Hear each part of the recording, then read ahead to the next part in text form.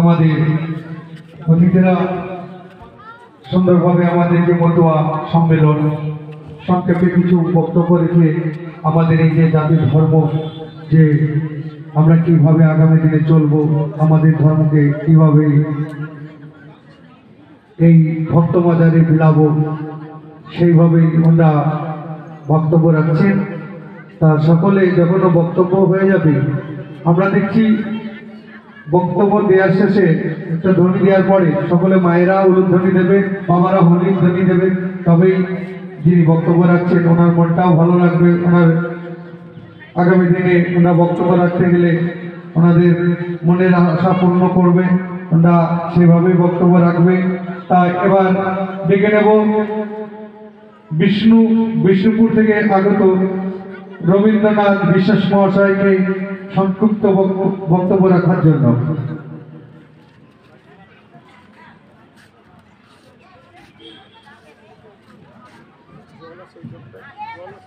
জয় হরিবল, জয় হরিবল।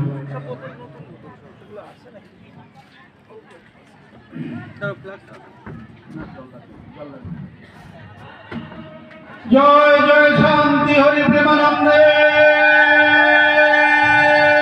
হরি হরি বল, হরি বল, হরি বল, হরি বল, হরি বল। উপস্থিত পূর্ণ ব্রহ্ম শ্রী শ্রী হরিচাঁদ ঠাকুর, জগৎ জননী শান্তি ঠাকুরানী, উপস্থিত ভগবান শ্রী শ্রী গুরুচাঁদ ঠাকুর, মাতা সত্যভামা দেবীর চরণে প্রণাম জানাই। শ্রদ্ধেয় গুরুদেব সরোজ গোসাই এবং মাতা সবিতা দেবীর চরণে প্রণাম জানাই। আজকের এই মহতী সভায় উপস্থিত সকল হরিভক্ত এবং ভক্তা মায়েদের শ্রীচরণ যুগল। আমি অতি দীনহীন, ভক্তিবিহীন, আমি ঠাকুর সম্পর্কে কিছুই জানি না। সারা জীবন চাকরি করেছি। এই অতি সম্প্রতি এই ভক্ত সম্প্রদায়ের সাথে ভক্তের সঙ্গে মেশার জন্য আমি এখানে এসেছি। ঠাকুর সম্পর্কে কিছুই জানি না, আমি গবেষণাও করি না, কিন্তু ঠাকুর সম্পর্কে কিছু বলার জন্য বলা হয়েছে, তাই দুটো কথা বলতে চেষ্টা করব। আমাদের অশ্বিনী গোসাইয়ের একটা গান আছে, ভারত ভাগবত রামায়ণ তন্ত্র গ্রন্থ অগণন, কোন শাস্ত্রে নবসূত্রের না পাই নিদর্শন। সেই শাস্ত্র মতে করে সাধন কেমনে তারে পাবো, তাইতে কোনো অবতার হলেন হরিচাঁদ আমার। হরি লীলামৃত গ্রন্থ দলিল আছে তার, কর দলিল গ্রন্থ ছাড়ো বাচ্ছ, আমরা সবাই হরির দাস হব। লীলামৃত গ্রন্থকে বলছেন দলিল। কিসের দলিল? হরিচাঁদ ঠাকুরের এই ধর্ম প্রচারের দলিল বলে প্রচার করেছেন অশ্বিনী গোসাই। কেন দলিল বললেন? তারও একটা কারণ রয়ে গেছে।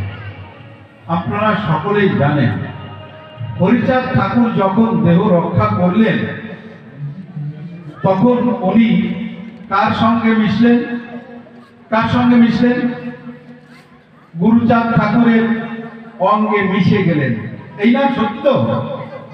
আচ্ছা, তাহলে গুরুচাঁদ ঠাকুরের মধ্যে হরিচাঁদ ঠাকুর বিরাজমান।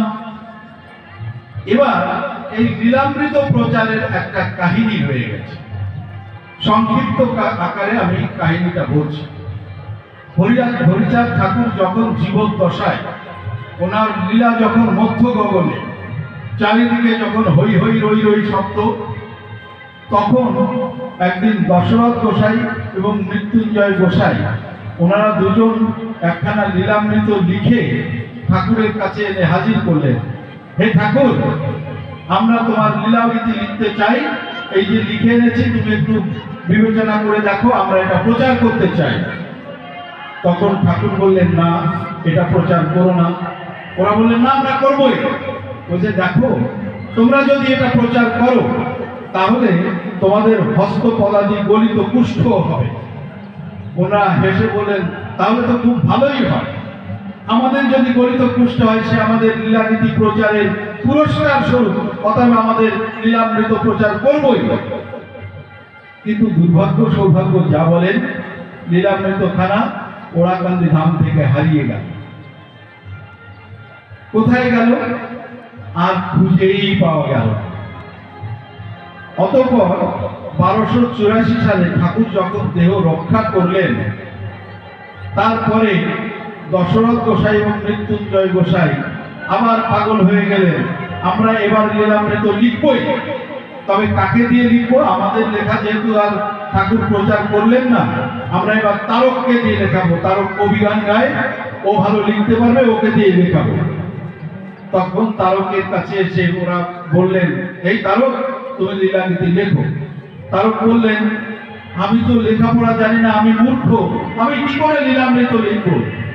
তখন দশরথ গোসাই এবং মৃত্যুঞ্জয় গোসাই বললেন, এই তারক, তুই মূর্খ হতে পারিস, কিন্তু ঠাকুরের লীলা তো মূর্খ নয়, তুই যা লিখবি সেটাই হবে লীলামৃত। তারপরে উনি লেখেন। অতঃপর ওরা যখন লিখলো না, উনি যখন বললেন, তারপরে উনি লিখলেন না। এরপরে একদিন বাগদেবী সরস্বতী ভোরবেলায় স্বপ্নে এসে বলছেন, হে তারক, তখন লীলামৃত প্রচারের অসময় বলিয়া, আমি লীলামৃতখানা আমার কাছে রেখে দিয়েছিলাম। আর দশরথ এবং মৃত্যুঞ্জয়ের লীলামৃত এবার প্রচার করবে না ঠাকুর, এবার তোকে আনিয়েছি আমি সেই উদ্দেশ্যে ঠাকুরের লীলাগীতি লেখার জন্য। এই নে সেই লীলামৃতখানা, তুই এবার লীলামৃত লেখ। ওনার ঘুম ভেঙে দেখেন ওনার হাতের উপরে সেই লীলামৃতখানা। এটা আমার কথা নয়, যে গুরুচাঁদ চরিতের কথা বলা হচ্ছে, সেই গুরুচাঁদ চরিতেই 317 নম্বর পাতায় লেখা আছে। মহানন্দ হালদার লিখিত গুরুচাঁদ চরিতের 317 নম্বর পাতায় লেখা আছে। অতঃপর তারককর্তা তারপরেও লেখেন না। একদিন ভোরবেলায় এরকম স্বপ্নাদেশে গোলককর্তা তখন দেহ রক্ষা করেছেন।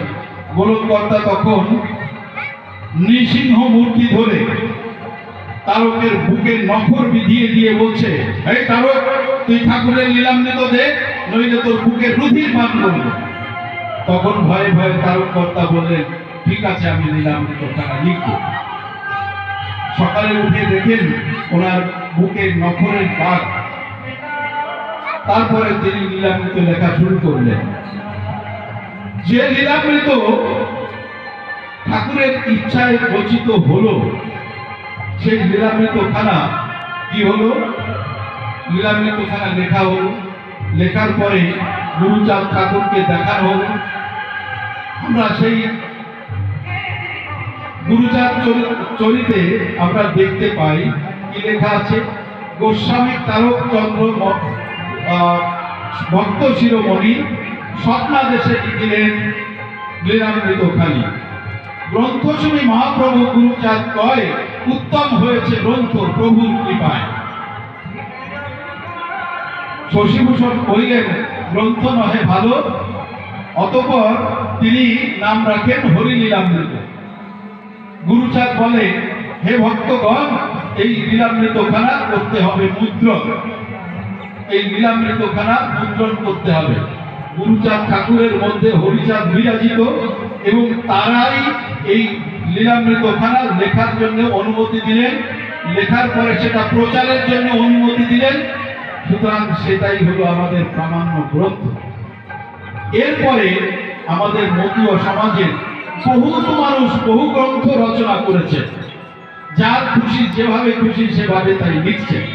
কেউ মতীয় ধর্ম লিখছেন, কেউ লোকায়ত ধর্ম লিখছেন, কেউ গার্হস্থ প্রশস্ত ধর্ম লিখছেন, শুক্র সনাতন ধর্ম লিখছেন। তাহলে আমরা কোনটা মানব?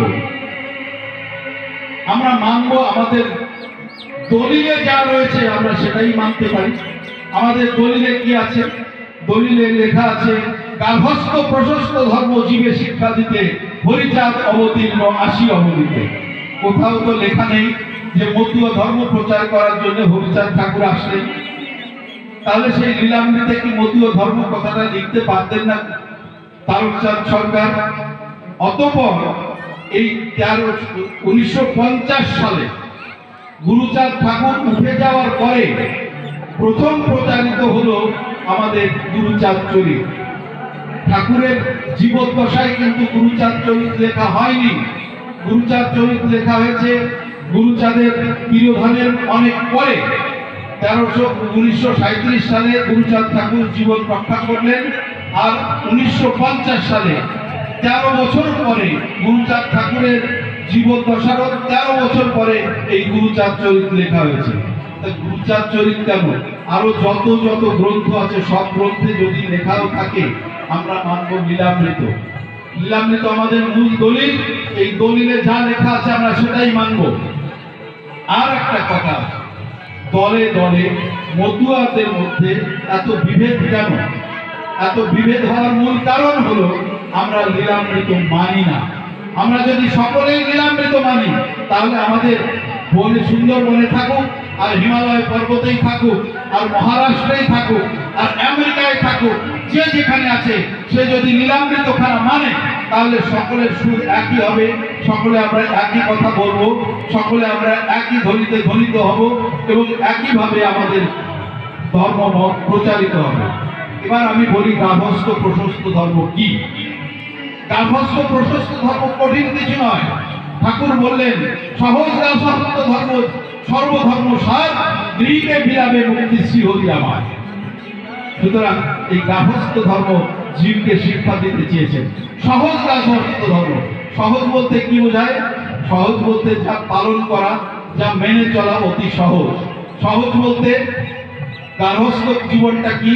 পিতা মাতা, স্বামী স্ত্রী আর সন্তান সন্ততি, আর গৃহপালিত পশু পাখি আর প্রতিবেশী, এই নিয়ে গার্হস্থ্য জীবন।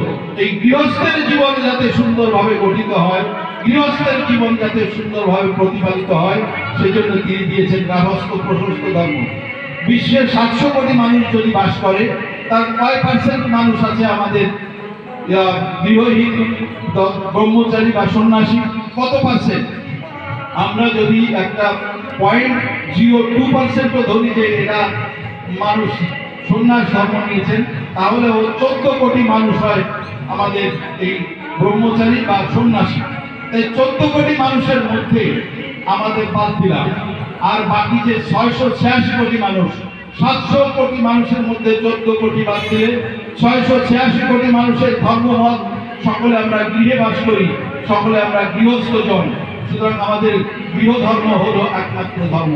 এই গৃহ ধর্ম জীবে শিক্ষা দিতে হরিচাঁদ অবতীর্ণ আসিয়া বলিতে। সুতরাং আমরা সকল ভেদাভেদ ভুলে গিয়ে লীলামৃতকে মানব। লীলামৃত মানলে আমাদের সকলের কণ্ঠস্বর একই সুরে ধ্বনিত হবে। সকলেই আমরা বলবো গার্হস্থ্য প্রশস্ত ধর্ম জীবে শিক্ষা দিতে হরিচাঁদ অবতীর্ণ আসিয়া বলিতে। তাই যদি না হবে তাহলে আমাদের এই ধর্মমত কিছুতেই আমাদের গ্রহণযোগ্যতা পাবে না। কারণ মতুয়া, কয়জন মতুয়া আছে? কোটিতে একজন মতুয়া মেলে, কোটিতে একজন মতুয়া মেলে, তার জন্য ধর্ম দেবেন হরিচাঁদ ঠাকুর। তিনি এবার তারকচাঁদ বিয়ে করতে চান না, লীলামৃতে রয়েছে তারকচাঁদ বিয়ে করবেন না। কেন করবেন না? উনি বললেন যে ঠাকুর, আমি যদি বিয়ে করি তার সংসার ধর্মে কাম কামনায় বশীভূত হয়ে তোমাকে ভুলে যাব। তখন ঠাকুর বললেন, আমাকে সরিয়া যে করে কুকর্ম, আমার ইচ্ছায় সেই হয় পরম ধর্ম, আর আমাকে না সরিয়া যে করে ধর্ম, আমার ইচ্ছায় সেই হয় কুকর্ম, অধর্ম। সুতরাং আমাকে স্মরণ করে তুই যা করবি সেটাই তোর মঙ্গল হবে, তুই বিয়ে কর। এবং ঠাকুর তাকে বিয়ে করার জন্য বললেন, আমার পয়সা করি নাই। তাও পয়সা করি কাহিনী আপনারা সকলেই জানেন, কিভাবে পয়সা করি এসেছিল, কিভাবে তার বিয়ে কার্য সমাধান হলো। এবং তারকচাঁদকে বিয়ে করালেন তিনি। বললেন, এবার আমরা গার্হস্থ্য প্রশস্ত ধর্ম দেব, জগতে একটা শিক্ষা দেব, সকল মানুষ যাতে গার্হস্থ্য প্রশস্ত ধর্মের আওতায় আসে, সেই জন্যই আমি এবার গার্হস্থ্য প্রশস্ত ধর্ম দেব। মতুয়া ধর্ম যদি উনি দেন তাহলে কোটি কয়েক মানুষের জন্য মতুয়া ধর্ম হবে। এই সকল মানুষের জন্য, হিন্দু মুসলিম বৌদ্ধ খ্রিস্টান সকল মানুষের জন্য মতুয়া ধর্ম হবে না, মতুয়া কয়েকজন মানুষের জন্য মাত্র সীমাবদ্ধ থাকবে। সুতরাং গার্হস্থ্য প্রশস্ত ধর্ম যদি বলি তাহলে সকল বিশ্বের সকল মানুষের ধর্ম হবে এই গার্হস্থ্য প্রশস্ত ধর্ম। তো আমি আমার কথা বাড়াবো না, আমি 15 মিনিট মাত্র কথা বলছি। আমি আর কথা না বাড়িয়ে আমার কথা আমরা শেষ করব। আমরা বহু দূরে চলে যাব, আমি আমার কথা শেষ করছি। আমার কথায় যদি কেউ দুঃখ পেয়ে থাকে তাহলে আমি ক্ষমা প্রার্থনা করছি। আর কোনো ভুল ত্রুটি হলে আমাকে দয়া করে ক্ষমা করবেন। জয় জয় শান্তি হরি প্রেমানন্দে হরি হরি বল হরি বল হরি বল হরি বল। না সবার নিয়ে নিয়েছি